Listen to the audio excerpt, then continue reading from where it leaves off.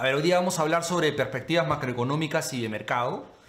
Acá tenemos la agenda. En resumen, lo que queremos es explicarles qué fue lo que pasó en los mercados y en el valor de sus fondos, y luego qué es lo que creemos que va a pasar en los siguientes meses. ¿Sí? Entonces, empezamos con la evolución de los mercados. Bueno, todos sabemos qué pasó, ¿no? Los mercados colapsaron en la primera parte del año, ¿no? A partir de marzo, principalmente. Lo que vemos acá en este gráfico es la evolución de los principales índices bursátiles. Tenemos a Estados Unidos, el índice de emergentes, el índice de Europa y el índice de China, que si bien China es un país emergente, lo hemos separado porque se comporta distinto, ¿no? Y de hecho lo que vemos es que la bolsa que más subió es la de China. Es la que menos cayó, la que se recuperó más rápido y la que muestra resultados más positivos en lo que va del año. Ok, entonces, para explicarles qué fue lo que pasó en los mercados, lo que hemos hecho es utilizar el índice de Standard & Poor's, es la bolsa de Estados Unidos, ¿no? Y le hemos dividido en 4 periodos que son bastante claros, ¿no? El primer periodo es lo que nosotros denominamos el periodo Goldilocks, ¿no? Que es una economía que está creciendo. Ahorita voy a desarrollar un poquito más eso. La segunda etapa es el pánico y certidumbre, que fue cuando empezó a sonar el coronavirus y los mercados colapsaron, y colapsaron fuerte, y lo podemos ver en el gráfico. Y luego vemos un rebote, que es la etapa 3, que le hemos denominado etapa de las políticas de estímulo de los gobiernos, ¿no? Y la cuarta etapa es la etapa que estamos viviendo actualmente, que es que los mercados ya rebotaron, siguen rebotando, ¿no? Y donde hay bastantes expectativas positivas sobre una vacuna o un tratamiento contra el virus. Ok, entonces empezamos con la primera etapa, la etapa Goldilocks. ¿Qué cosa es Goldilocks? Recordemos el cuento de Ricitos de Oro, cuando le preguntaban a Ricitos de Oro de qué temperatura quieres tomar la sopa, y decía ni muy fría ni muy caliente. Bueno, eso es un cuento infantil, ¿no? Pero se utiliza para explicar, Ricitos de Oro Goldilocks, qué cosa es una economía Goldilocks. Es una economía igual, que no está ni muy fría ni muy caliente. Es decir, es una economía que está creciendo producto de estímulos monetarios principalmente, y está creciendo no tanto como para generar inflación y para que se tengan que retirar los estímulos, y tampoco ni muy poco como para que tengan que poner más estímulos, ¿no? Sino está creciendo a una temperatura adecuada y estable. Eso es lo que estaba pasando en la economía desde el año pasado, y es lo que estábamos viviendo a comienzos de este año antes de que llegue el coronavirus. Y en una economía Goldilocks es una economía perfecta para que los activos financieros suban de precio. ¿Sí? Es bastante predecible lo que va a pasar. Y ahí estábamos. Por eso estábamos bastante optimistas. Entonces, desarrollando un poco más qué pasó, bueno, por ejemplo, en esta etapa Goldilocks, ¿no? La economía de Estados Unidos mostraba unas cifras muy potentes. El desempleo estaba en mínimos históricos. Nunca había pasado que el desempleo había estado en 3.5%, nunca en la historia. Tampoco nunca en la historia Estados Unidos había vivido un ciclo expansivo de PBI tan largo. Más de 10 años de crecimiento sostenido del PBI. A nivel de mercados, nunca habíamos visto una subida sostenida tan larga en los mercados financieros, en el mercado bursátil en Estados Unidos, lo que llamamos el bull market más largo de la historia. ¿Sí? ¿Qué motivó esta fuerte subida en la economía y además una fuerte subida en los mercados? Varias cosas. Una es la parte de Goldilocks, que es el estímulo monetario, y por otro lado, las políticas fiscales que le llaman los Trumpnomics, ¿no? Que es una reforma tributaria muy importante que le dio bastante gasolina al mercado y a las empresas. Mejoró las utilidades de las compañías y mejoró los retornos esperados de los activos, ¿no? Y también una reforma, un impulso fiscal también bastante potente. Combinado con la parte Goldilocks, la bolsa en este periodo subió más de 50%. Es un montón, ¿sí? Y además de eso, se esperaba que siga subiendo, ¿sí? Además de eso, recuerden que vivimos una serie de riesgos en los años anteriores, que siempre los mencionábamos. Uno de ellos era la guerra comercial entre Estados Unidos y China. Ese riesgo prácticamente desapareció porque llegaron a un acuerdo comercial. El otro gran riesgo es que la Reserva Federal de Estados Unidos suba su tasa, y por eso en algún momento los mercados estaban un poco nerviosos. Luego el mercado entendió que eso no iba a pasar, y justamente eso dio más espacio para que los mercados sigan subiendo. Entonces ahí estábamos.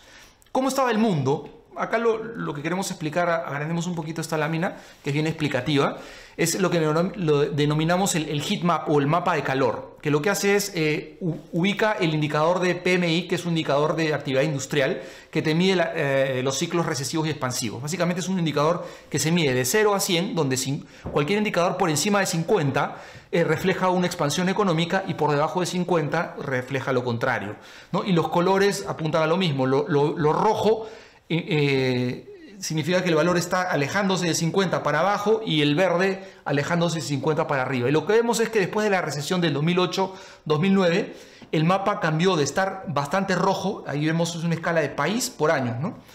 Cómo se fue cambiando de rojo hacia verde y se mantuvo sostenidamente verde. Eso quiere decir que el mundo estaba creciendo y de manera sostenida, consistente en casi todos los periodos.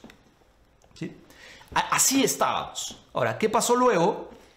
Bueno, lo que todo el mundo ya sabe, vino el coronavirus y sus efectos negativos se dejaron sentir rápidamente en los mercados y los mercados colapsaron, ¿no? Y eso es la etapa que denominamos pánico e incertidumbre. Entonces, en ese momento, estoy hablando de marzo, recordemos, había muchos interrogantes sin respuesta. No se sabía qué tan contagioso era el virus, no se sabía cuál era su tasa de mortalidad, no se sabía si iba a haber una vacuna o no, no se sabía cuál iba a ser el impacto en las economías, si iban a estar cerradas, había mucha incertidumbre. Y esa incertidumbre se acompañó por información real, ¿no? Hubo una escasez de productos de primera necesidad, lo vimos acá en Perú, pasó en todo el mundo. Hubieron despidos masivos, algunas empresas empezaron a cerrar, reducir personal, anticiparse. Hubo una cuarentena en casi todos los países del mundo y no se sabía cuándo esta cuarentena iba a terminar, ¿no? Y la data económica se reflejó muy rápido. La tasa de desempleo que comentamos que estaba en mínimos históricos, vemos en el gráfico cómo se disparó. Así estábamos, ¿no? Bastante terrible, un panorama negro. Y eso se traslada en muchas industrias. Las aerolíneas, por ejemplo, no había forma de saber cuándo iban a empezar a volver a volar. Se anunciaron muchas quiebras de bastantes aerolíneas. Acá en Latinoamérica vimos a LATAM, que hizo un filing de bancarrota. Lo mismo pasó con Avianca. Otras industrias relacionadas al retail o al sector turismo también experimentaron lo mismo. Hertz, por ejemplo, en Estados Unidos, o empresas de retail, Brooks Brothers, JCPenney, por nombrar algunos ejemplos. Entonces, habían industrias muy presionadas, ¿no?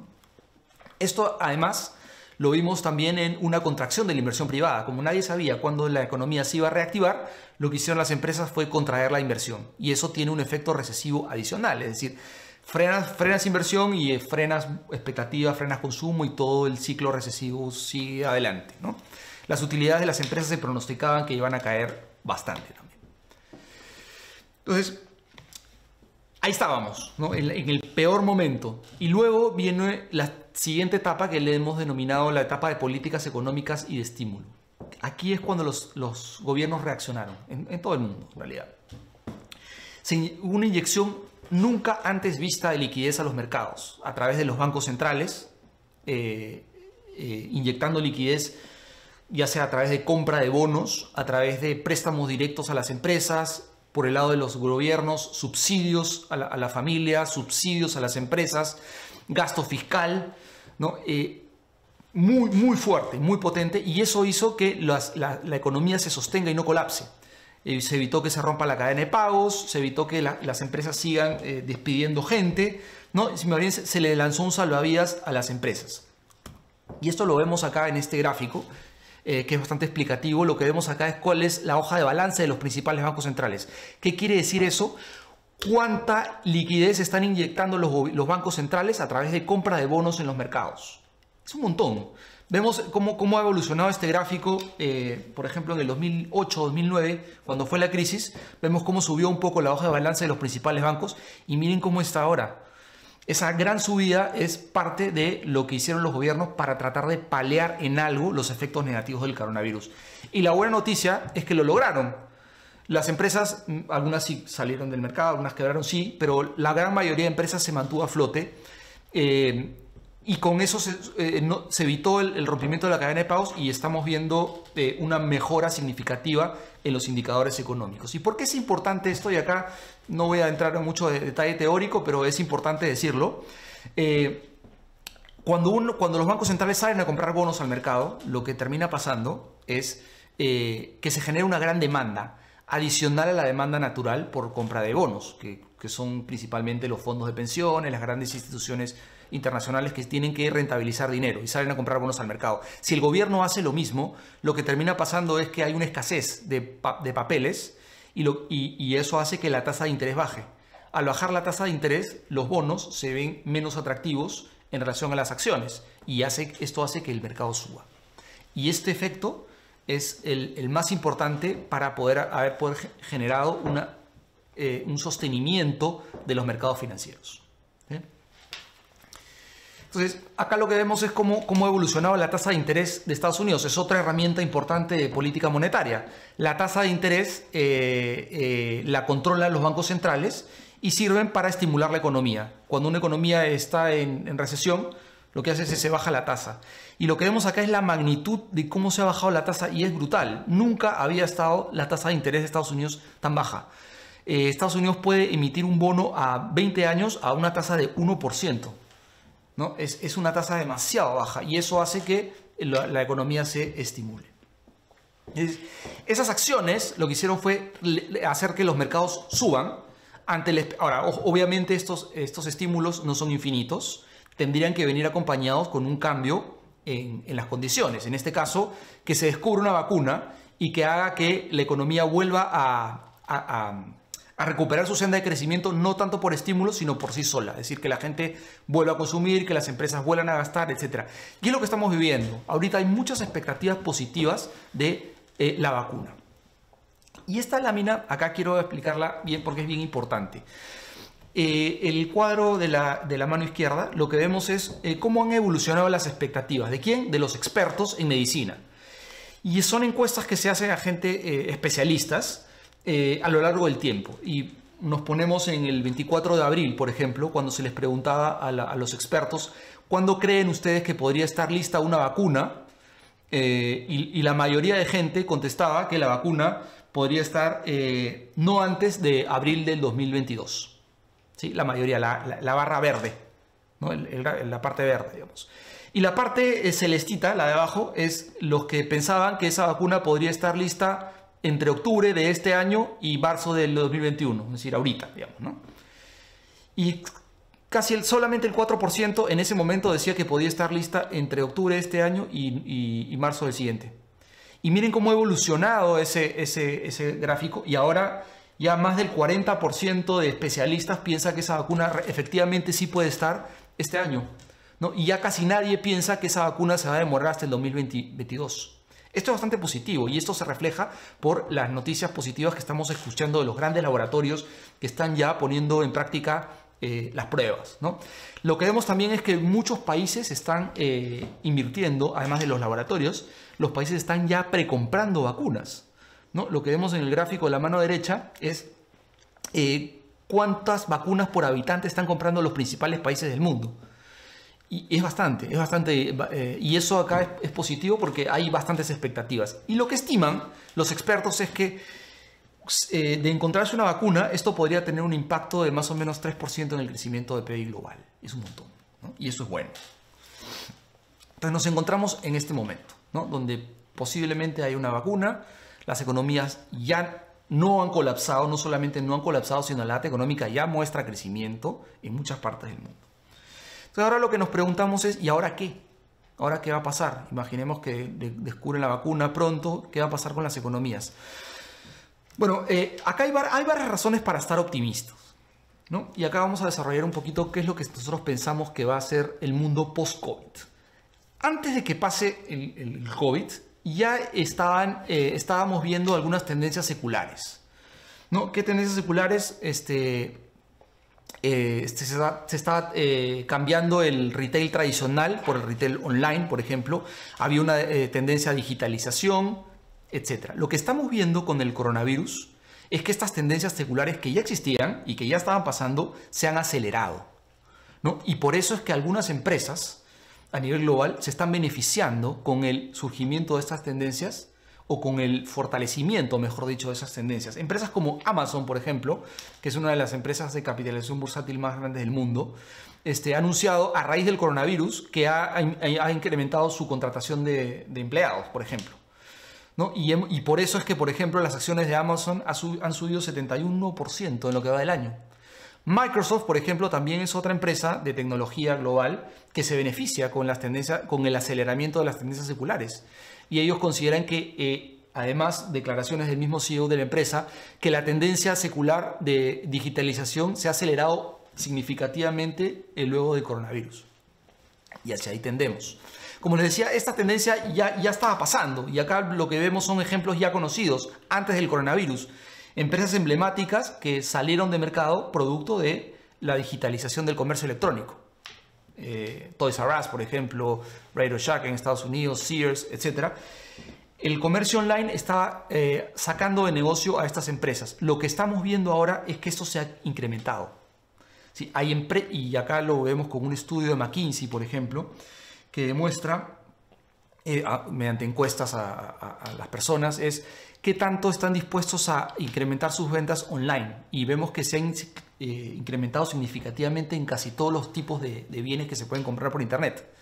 Y más o menos entre 15 y 20% de crecimiento en cada una de estas líneas, ¿no? Y esto lo que hace es acelera la digitalización, ¿no? Y con esto también continúa otra tendencia, que es la digitalización de los pagos, ¿no? La data muestra que en los países desarrollados esto ha sido exponencial. En Perú no tenemos esa data, pero sí vemos también que ya antes del coronavirus venían surgiendo una serie de plataformas para hacer pagos online, y lo que ha hecho el coronavirus es que ha acelerado justamente la utilización de estas herramientas. En lo que es streaming, lo mismo. Ya antes del coronavirus se venía marcando una tendencia clara de crecimiento del streaming. Lo que ha hecho el coronavirus es incrementar materialmente esta tendencia. Otra tendencia que ya venía pasando antes del coronavirus es el envejecimiento poblacional, que lo que hacía era producía un incremento en el gasto de salud. Las personas, conforme van aumentando su edad, van gastando más en salud. Eso es un punto. El otro punto es que las personas cada vez viven más. Y el tercer punto es que cada vez hay la gente adulta, adultos mayores, son un porcentaje más grande de la población. Entonces, esto acelera el gasto en salud. Y dentro de esto lo que estaba surgiendo era la tendencia secular de la telemedicina, ¿no? Como la medicina es tan costosa y mucha gente no lo puede costear, en los países desarrollados hay empresas que se especializan en telemedicina. Eso no lo vemos en Perú todavía. De alguna manera hay algunos intentos, pero no tanto como en otros países. Lo que vemos es que esto acá va a incrementar. Según estudios, en el 2017 la medicina digital, digamos, representaba un monto de 70 billones de dólares. Los estimados para el 2024 es que esto suba a 380 millones de dólares. Y el coronavirus lo que ha hecho es acelerar esta tendencia. Además, dentro de lo que es gasto de salud, los gobiernos ya se han dado cuenta de lo costoso que puede resultar ser no tener una buena infraestructura de salud. Y el gasto de salud se ha incrementado brutalmente en los últimos meses. Todavía no hay una data tan precisa, pero la tendencia se ve. ¿Qué otra tendencia estamos viendo? Bueno, toda la digitalización trae como consecuencia el surgimiento de empresas relacionadas a cloud computing y ciberseguridad, ¿no?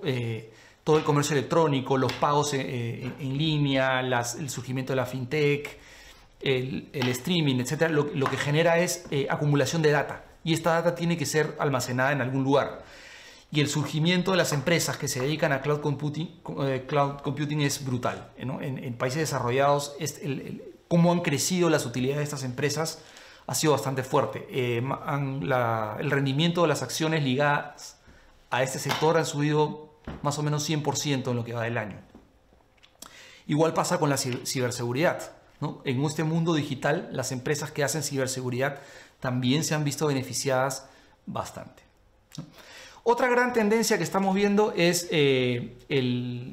la disrupción en el retail, ¿no? Y en el sector inmobiliario, ¿no? Ya veíamos una migración en los países desarrollados de las grandes ciudades hacia las ciudades del centro, digamos, ¿no? O no de las grandes ciudades. Por ejemplo, en Estados Unidos, las grandes ciudades son las que están en las costas, ¿no?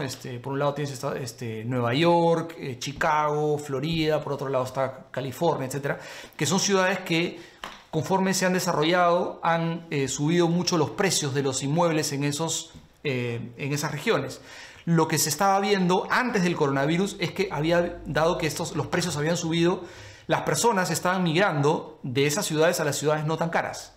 Lo que estamos viendo con el coronavirus es que eso se ha acelerado muchísimo más. Y más aún con la tendencia del teletrabajo. Ahora muchas empresas dan la facilidad de trabajar de manera remota y puedes trabajar en cualquier lugar en realidad. Entonces lo que están haciendo las personas es migrar de las ciudades muy caras hacia las ciudades no tan caras. Y eso tiene un impacto significativo en el precio del sector inmobiliario, ¿no? Y acá hay que tener mucho cuidado cuando vemos inversiones en real estate, por ejemplo. Otro punto importante es la geopolítica. ¿Cómo queda la geopolítica en este nuevo mundo? ¿No? Lo que estábamos viendo antes de que surja el coronavirus era una guerra comercial, ¿no? Una guerra comercial entre las dos grandes potencias, Estados Unidos y China, que era la punta del iceberg, porque lo que estaba en juego en realidad era la guerra tecnológica y a su vez una guerra por la hegemonía global, ¿no? La primera parte del iceberg, que es la guerra comercial, ya la vivimos. Pensamos que ya no va a seguir siendo tan relevante, sino lo que va a ser más relevante ahora es la guerra tecnológica, la guerra por la carrera tecnológica.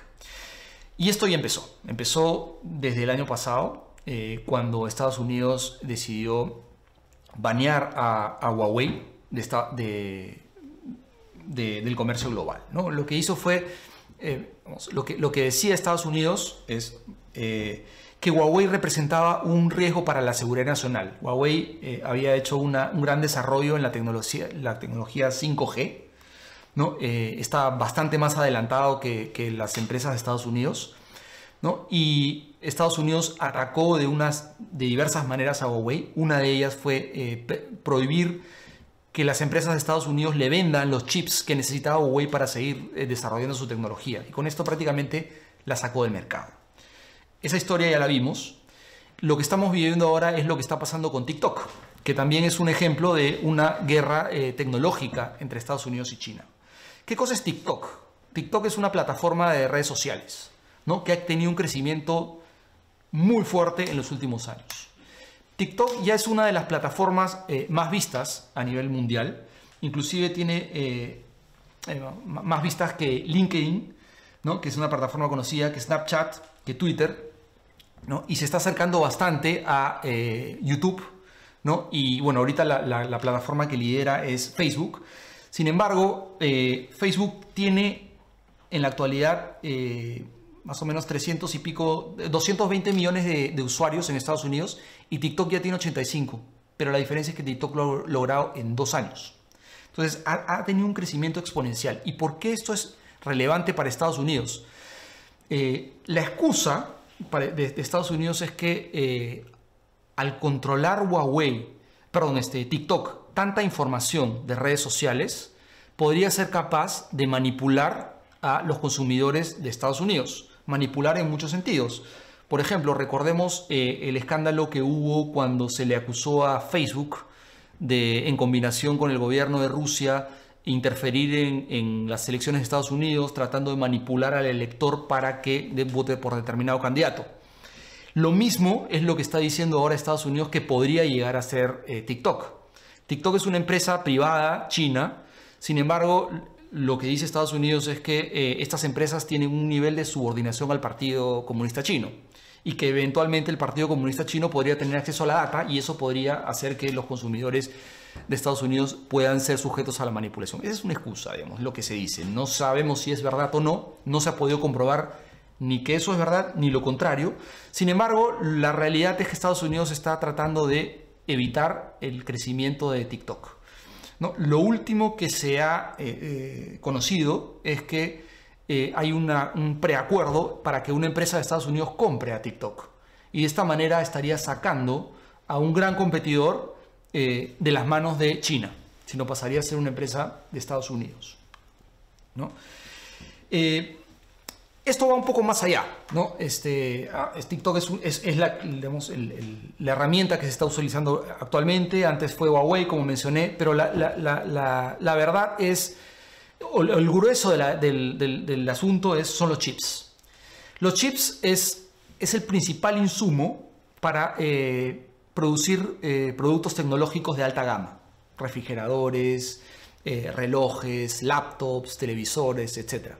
Todo lo que es inteligencia artificial, etc. China no ha sido capaz de producir chips hasta ahora. Quien produce los chips son empresas principalmente de Estados Unidos, ¿no? Y por eso es que Estados Unidos tiene cierta fuerza sobre China, sobre la carrera tecnológica en China.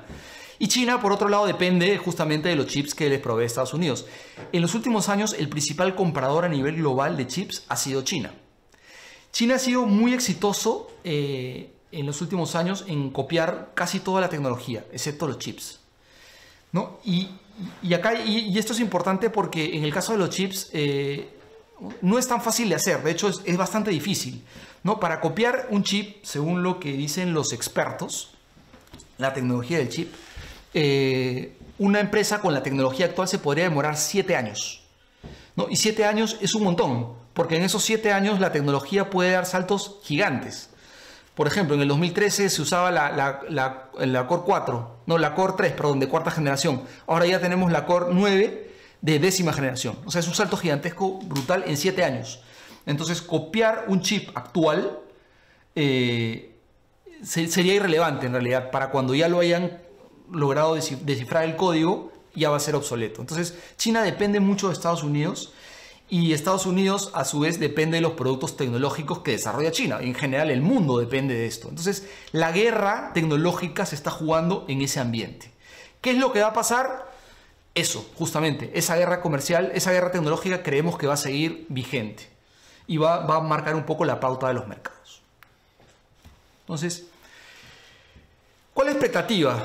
Luego de hablar de la geopolítica y luego de hablar de las vacunas, lo que ya estamos viendo es una recuperación en V. ¿En qué? En la producción industrial, por ejemplo. En la data económica. El gráfico del mapa de calor que vimos, lo vemos acá también a nivel de, ya no el cuadro, sino a nivel de gráfico, y lo que vemos es una recuperación bastante fuerte. Es la recuperación más rápida que ha habido en la historia del mundo. Nunca había pasado esto. Y eso ¿Y por qué ha pasado esto? Porque lo que gatilló la caída del mercado y la caída económica fue solamente el coronavirus, ¿no? Y en casos, en el momento en que haya una vacuna o una cura, los efectos negativos deberían desaparecer. Entonces, a nivel macroeconómico, lo que estamos viendo es que las cifras ya están mostrando crecimiento. China es el país que mejor ha desarrollado su economía y mejor ha paliado los efectos negativos del coronavirus. Y lo que vemos es un rebote muy fuerte en la data económica de China. Otra cosa importante es, hay una pregunta que siempre está, es: ¿el mercado está caro o está barato? El mercado ya rebotó, va a seguir subiendo. Y esta pregunta es, yo pienso que va a seguir subiendo, pero hay que desagregarla un poco más, ¿no? Estados Unidos, los índices de Estados Unidos muestran una recuperación. Sin embargo, no todo el mercado ha recuperado de la misma manera. Y lo que vemos en este gráfico es cuál es el rendimiento de un grupo específico de acciones que se le denomina la FANG, en alusión a la letra de las acciones que la componen: Facebook, Amazon, Apple, Microsoft y Google, ¿no? Y lo que vemos es que estas 5 empresas son las que han explicado casi toda la subida en el mercado de valores de Estados Unidos. El resto de sectores en realidad no ha rebotado tanto como estas 5 acciones. ¿Y por qué han rebotado estas 5 acciones? Porque están justamente posicionadas en un segmento de la economía que se ha beneficiado de esta aceleración de las tendencias seculares. El rendimiento de este grupo de acciones ya venía siendo superior al mercado el año pasado y los años anteriores. Lo que hemos visto este año es una magnificación de esa diferencia, justamente porque es la aceleración de las tendencias seculares, ¿sí? Y acá me gustaría explicar un poquito más. ¿Qué cosa es Amazon, por ejemplo? Amazon todo el mundo sabe qué cosa es Amazon, pero Amazon no es solamente una empresa de consumo como mucha gente lo piensa. Amazon es mucho más que eso. Amazon es una empresa que tiene una parte importante de consumo, claramente, pero está desarrollando de manera paralela una serie de negocios que justamente se benefician de las nuevas tendencias seculares. Tiene una división de robótica que representa una parte bastante importante de sus utilidades y de sus ingresos.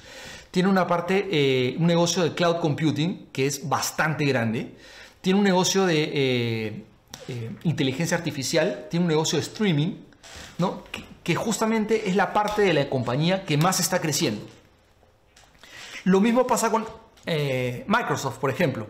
Microsoft no solamente es una empresa que vende Office, ¿no? Es una empresa que tiene redes sociales, que tiene videojuegos, que tiene también un negocio bastante relevante de cloud computing, ¿no? Y tiene una serie de negocios adicionales que también están relacionadas con la aceleración de la economía digital, ¿no? Y se han beneficiado tanto como Amazon, como Facebook y como las empresas de este grupo de empresas fan de estas nuevas tendencias seculares. Y es lo que creemos que va a seguir viniendo en el futuro. Así como tenemos estas 5 empresas que son las emblemáticas, también estamos viendo el surgimiento de algunas otras que no están en los grandes índices, pero que también apuntan a un beneficio muy fuerte con respecto a estas tendencias seculares.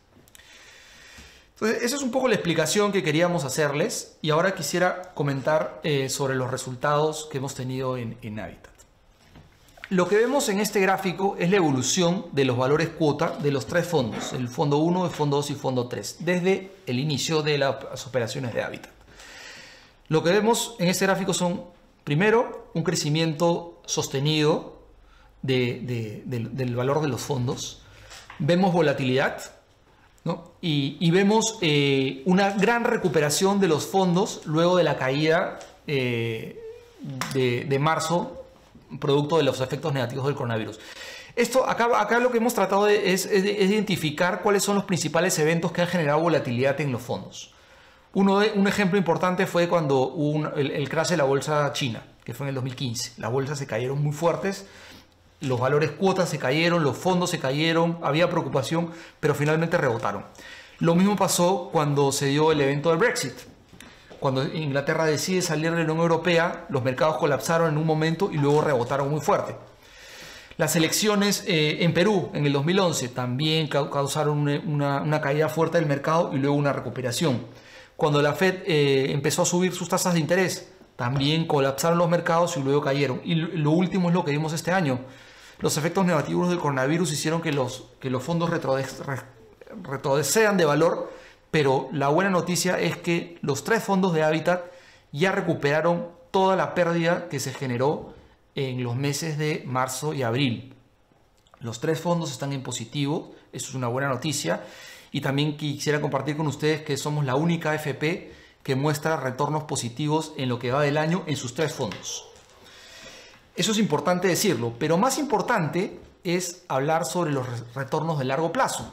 Y lo que vemos acá es cuánto han rendido los fondos de Habitat y de la competencia para el fondo 1, para el fondo 2 y para el fondo 3. No solamente los fondos de Habitat están en primer lugar, acá estamos hablando de un periodo de 7 años porque es la historia de Habitat.